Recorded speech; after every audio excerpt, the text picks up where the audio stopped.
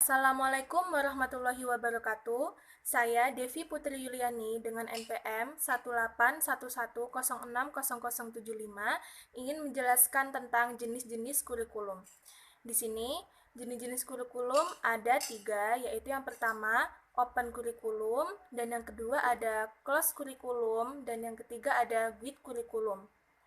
Open kurikulum ini atau kurikulum terbuka artinya kurikulum sama dengan guru.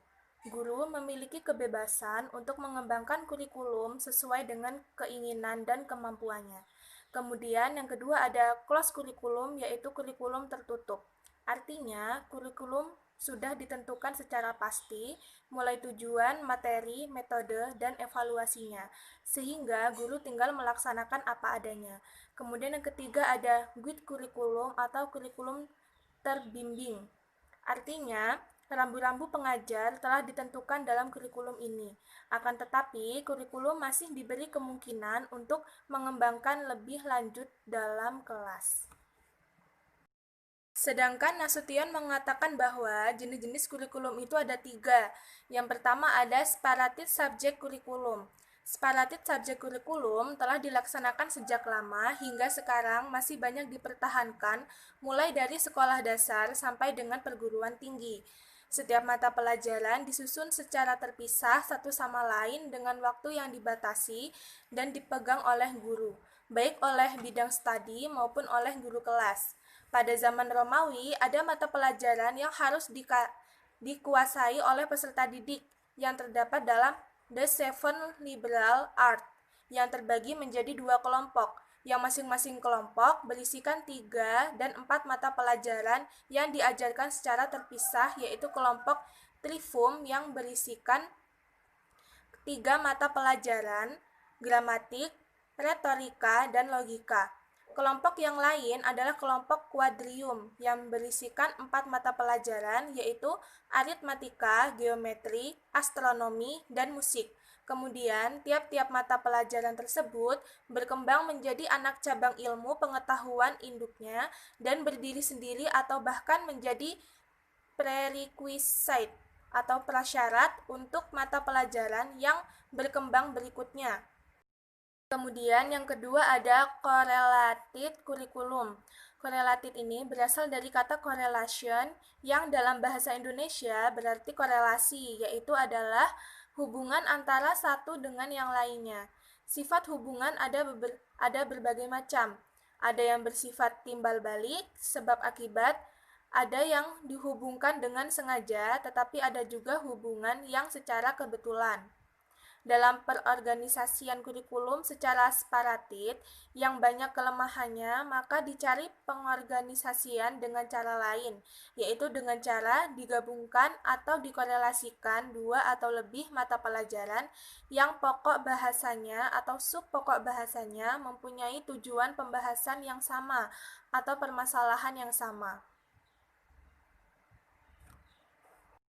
Kemudian yang ketiga yaitu integrate kurikulum.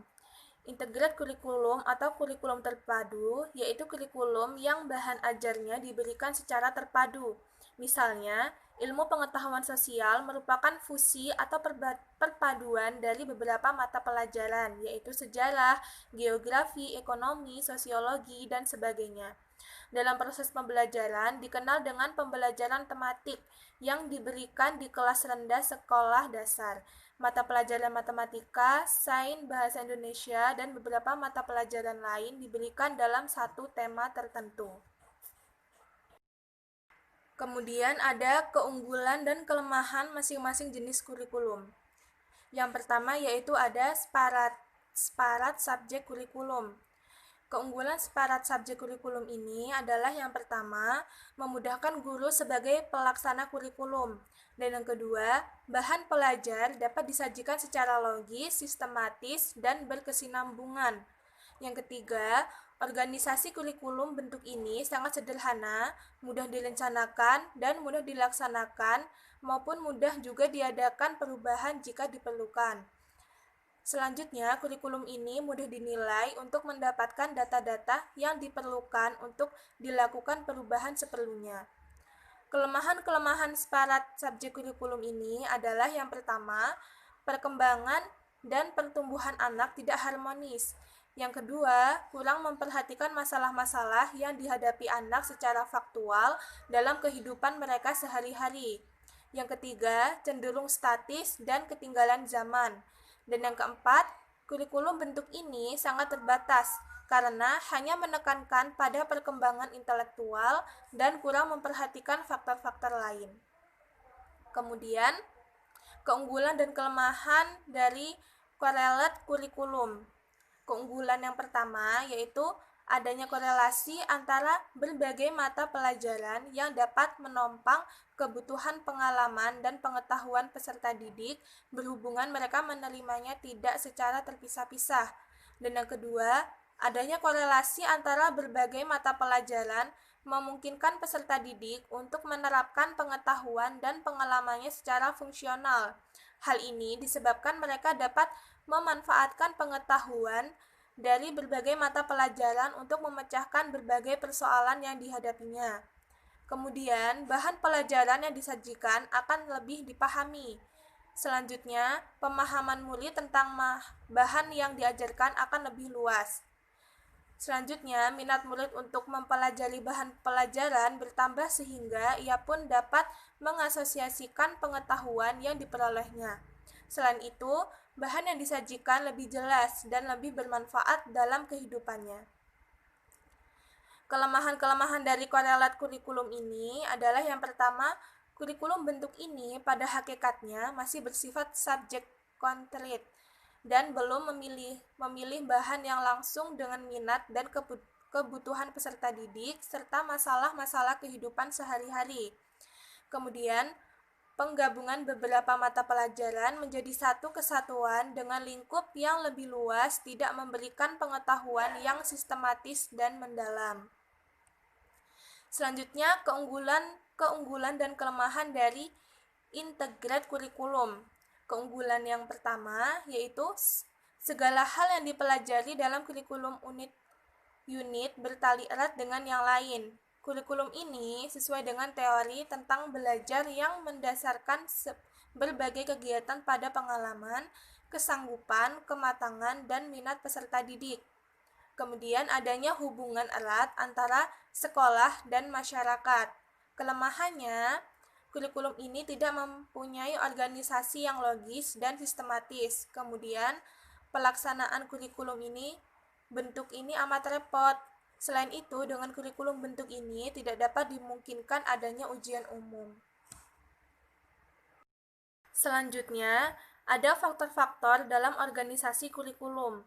Yang pertama yaitu skop. Skop atau ruang lingkup kurikulum berkenaan dengan ruang lingkup kurikulum atau bahan pengajaran yang harus diliputi. Skop menentukan apa yang harus dipelajari. Biasanya, yang menentukan skop termasuk sequence adalah para ahli pengembangan kurikulum dibantu oleh ahli disiplin ilmu yang bekerja sebagai panitia yang diangkat oleh pemerintah, juga pengarang buku, penyusun program latihan atau kursus. Faktor yang kedua yaitu sequence atau urutan. Sequence menentukan urutan bahan pelajaran yang disajikan, apa yang dahulu, apa yang kemudian. Maksudnya agar proses belajar berjalan dengan baik.